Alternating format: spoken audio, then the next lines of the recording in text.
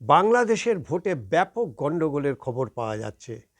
দুজনের ইতিমধ্যে মৃত্যু হয়েছে বলে খবর পাওয়া গেছে। অন্যদিকে ছাপ্পা ভোট, ভোট বাক্স লুট থেকে শুরু করে কোনো কিছুই বাদ যায়নি। একেবারে পশ্চিমবঙ্গের একটা চিত্র, অপোজিট চিত্র আমরা বাংলাদেশের ক্ষেত্রেও দেখলাম। সেখানকার পুলিশ, সেনাবাহিনী ঠুটো জগন্নাথের মতো দাঁড়িয়ে রইল এবং ব্যাপক হারে ছাপ্পা ভোট, ভোট লুট চলল। যার যেখানে শক্তি সে সেখানটায় তাদের শক্তি প্রয়োগ করলো। বিএনপি এবং জামায়াত, মূলত এই দুই রাজনৈতিক দলের মধ্যে তুমুল সংঘর্ষ বাংলাদেশ জুড়ে। বাংলাদেশের ভোট নিয়ে কিন্তু যথেষ্ট চিন্তায় রয়েছে আমাদের ভারতবর্ষের কূটনীতিরা। এদেশের কূটনৈতিক যারা বিশেষজ্ঞ রয়েছেন এবং বিদেশমন্ত্রী থেকে শুরু করে খোদ প্রধানমন্ত্রী পর্যন্ত নজর রাখছে বাংলাদেশের ভোটের ওপরে। জামায়াত গোষ্ঠী এবং বিএনপির মধ্যে যে লড়াই, সে লড়াইয়ে ভোটে কে জিতবে, কার হাতে বাংলাদেশ থাকবে, ক্ষমতা থাকবে, সেটা নিয়ে তুল্যমূল্য লড়াই। বিএনপির একদিকে যেমন তারেক রহমান রয়েছেন, অন্যদিকে শফিকুর রহমান রয়েছেন জামায়াতের। ভারতের কাছে বাংলাদেশের আজকের ভোট অত্যন্ত গুরুত্বপূর্ণ এই কারণে, একেবারে প্রতিবেশী রাষ্ট্রে বিদেশি শক্তির এখানটায় তারা ডেরা বাঁধবে এবং বাংলাদেশের যে গভর্নমেন্টে আসুক না কেন তীব্র ভারত বিরোধী হবে। বাংলাদেশে বেড়ে যাবে জঙ্গি তৎপরতা। স্বাভাবিকভাবেই আন্তর্জাতিক ক্ষেত্রে বাংলাদেশ ভারতের কাছে আস্তে আস্তে করে মাথা ব্যথার কারণ হয়ে উঠছে। 2023 সালে আমি বাংলাদেশ ঘুরে এসেই আমার একটি ব্লগে এবং আমার অফিস, আমি যখন আগে চাকরি করতাম নিউজ টাইমে, আমি বলেছিলাম যে বাংলাদেশের পরিস্থিতি খুব একটা ভালো না। যেভাবে চীনের থেকে অর্থলগ্নি হয়েছে এবং একই সঙ্গে শেখ হাসিনা যেভাবে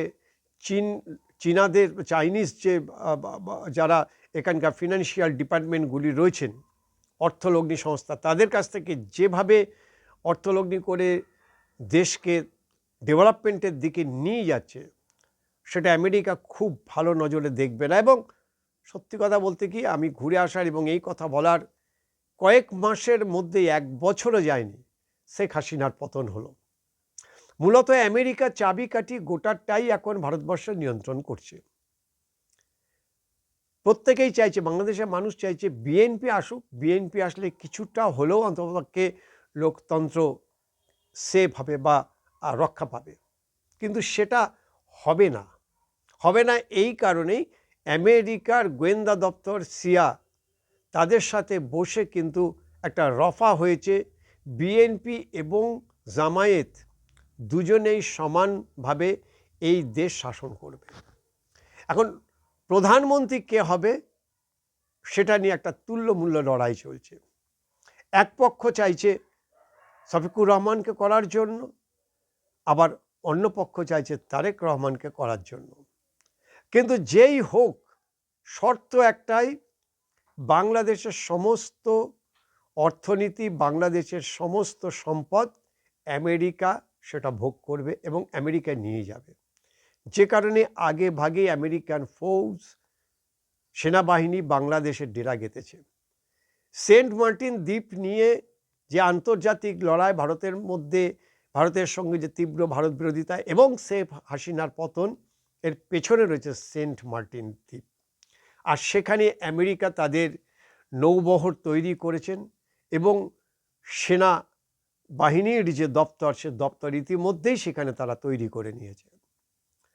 1980 সালে আফগানিস্তানে যেভাবে ঠিক সেনাবাহিনী ধীরে ধীরে করে গোটা আফগানিস্তানকে জঙ্গিস্তান বানিয়েছিল, বাংলাদেশকেও আমেরিকা চাইছে যে এই পূর্ব এশিয়ার, দক্ষিণ এশিয়ায় একটা জঙ্গিস্তান বানানোর জন্য।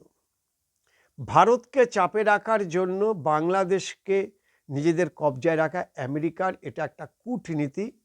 আর সেই কূটনৈতিক চালে বাংলাদেশের মানুষ ফাঁদে পা দিয়েছে।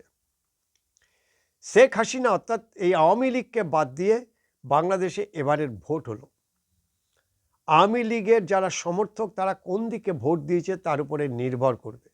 কিন্তু ওই যে বললাম, জলে কুমির ডাঙায় বাঘ, যাকে ভোট দিক না কেন মূলত প্রথম শর্ত হচ্ছে ভারত বিরোধিতা, তীব্র ভারত বিরোধিতা, এবং বাংলাদেশের টোটাল সরকারি স্টিয়ারিং থাকবে আমেরিকার হাতে। এটা আন্তর্জাতিক অর্থাৎ জিওপলিটিক্সের একটা সূচনা বলা যেতে পারে দক্ষিণ এশিয়ার দেশগুলিকে নিজেদের কবজায় রাখার জন্য। বাংলাদেশে যদি আমেরিকা এখানটায় তাদের একেবারে অবাধ বিচরণ ক্ষেত্র তৈরি করতে পারে, তাহলে একদিকে যেমন ভারতকে বাগে রাখা যাবে, চাপে রাখা যাবে, অন্যদিকে চীনকেও বেশ কিছুটা চাপে রাখা যাবে। বাংলাদেশে যে ভারত বিরোধিতার নামে কার্যত যেভাবে এখানটায় অরাজকতা চলছে, সে অশান্তি আরও বাড়বে। আজকের ভোটের পর থেকে আজকে রাতেই গণনা শুরু হবে এবং কে হবে কালকে সকালের মধ্যেই পরিষ্কার হয়ে যাবে যে কাদের হাতে স্টিয়ারিং ক্ষমতা থাকছে, কে প্রধানমন্ত্রী হচ্ছে, তারেক রহমান নাকি শফিকুর রহমান, এটা নিয়ে একদম পরিষ্কার হয়ে যাবে। কিন্তু বাংলাদেশে বসবাসকারী হিন্দুরা আর বাংলাদেশে থাকতে পারবে কি না সেটা একটা বড় প্রশ্নের মুখে পড়েছে। কারণ যেই জিতুক না কেন বাংলাদেশের এই অরাজকতা কিন্তু থামবে না। যদি জামায়াত গোষ্ঠীর হাতে বাংলাদেশ যায় তাহলে কট্টর মুসলিমবাদ ইসলামিক কান্ট্রি তৈরি হবে বাংলাদেশ, যেখানে হিন্দুদের থাকা কঠিন হয়ে পড়বে। ঠিক পাকিস্তানে যে ঘটনা ঘটেছিল সেম ঘটনা বাংলাদেশেও ঘটবে। এখনও পর্যন্ত বাংলাদেশে প্রায় 1,20,00,000 মতো হিন্দু রয়েছে। তাদের ভবিষ্যৎ এখন অনিশ্চয়তার মধ্যে। কি হবে কেউ জানে না। আগামী 1-2 মাসের মধ্যে গোটা পরিস্থিতি একেবারে বদলে যেতে পারে। হিন্দুরা আদৌ কি বাংলাদেশে থাকতে পারবে, নাকি তাদেরকে আবার ভারতে চলে আসতে হবে? পাকিস্তান থেকে যেভাবে কোটি কোটি যারা ভারতবাসী হিন্দু তারা চলে এসেছিল, ঠিক সেভাবেই চলে আসতে হবে। এমনি দেশ স্বাধীন হওয়ার পর অর্থাৎ বাংলাদেশ স্বাধীন হওয়ার পরে 1 কোটিরও বেশি হিন্দু তারা এই বাংলাদেশে বা ভারতে চলে এসছে। বাদবাকি যারা এখনও মাটি আঁকড়ে পড়ে আছে, মাটির শিকড় ধরে পড়ে আছে, তাদের পুরনো ভিটা নিয়ে আদৌ তারা থাকতে পারবে কি না সেটা নিয়ে একটা বড়সড় প্রশ্ন, বড়সড় অনিশ্চয়তার মধ্যে ওখানকার হিন্দু যারা আমাদের ভাই বোন রয়েছে তারা।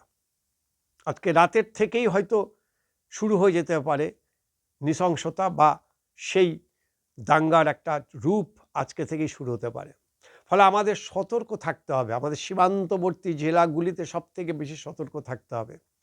ভারতবর্ষের সার্বভৌমত্ব এবং ভারতবর্ষের মধ্যে একটা অশান্তি বাঁধানোর জন্য বাইরের ইন্ধন চলছে, যেটা আমাদের দেশের বেশ কিছু নামি দামি লোক তারা কিন্তু ডিপ স্টেটের সঙ্গে তারা গোপনে সম্পর্ক রাখছেন। যেন তেন প্রকারে মোদি গভর্নমেন্ট, বিজেপি গভর্নমেন্টকে ফেলে দেওয়াই হচ্ছে সবথেকে বড় তাদের কাছে এখন মাথা ব্যথার কারণ। যেভাবেই হোক ভারতবর্ষকে ভাঙতে হবে, ভারতবর্ষের মধ্যে একটা বিশৃঙ্খলতা তৈরি করতে হবে।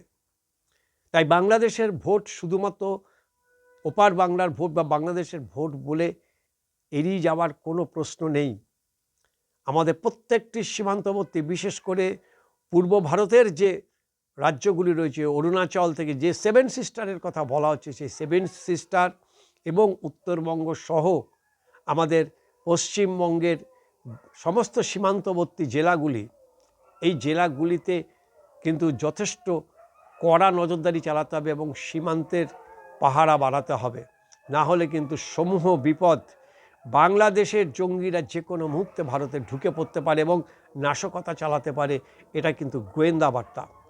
আর সেই কারণেই আমাদের প্রত্যেককে সজাগ থাকতে হবে দেশের সার্বভৌমত্ব এবং দেশের শান্তি শৃঙ্খলা বজায় রাখার জন্য।